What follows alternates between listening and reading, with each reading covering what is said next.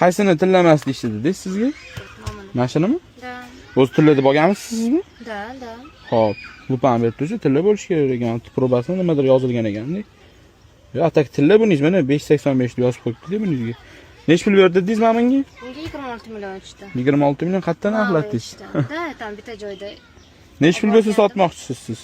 Ну, где-то 30 million, наверное. Bu zargar ish ekanda. 26 million berishdi dedingizmi sizga? 583 proba necha gram ekan o'zi buningiz? Buni tillamasdi, men buni aniq qildimmi? 29 gram ekan. 26 million berishdim sizga bunga. Bugun narxlatdingizmi? Ancha bo'ldi. Yo'q, bir hafta oldin. Bir hafta oldin narxi balandroq edi. Hop qarang, 29 gram ekan, kalkulyator shart emas. 1 milliondan qilib bera olaman, bu 29 million bo'ladi. Hop, men buningiz ham tilla, lekin bilmayman sizga nimaga tillamas deyishgan. 154 chiqadi. 1 million 540 ming chiqadi. Tekis qilib 1 million 600 qilib beraman. Buni ham gram 1 milliondan. O'shanda 29 million и 1 million 600 bo'lsa 30 million 600 bor. Vau, классно. Kстати, даже qimmatroq ekan biz menga aytganlar.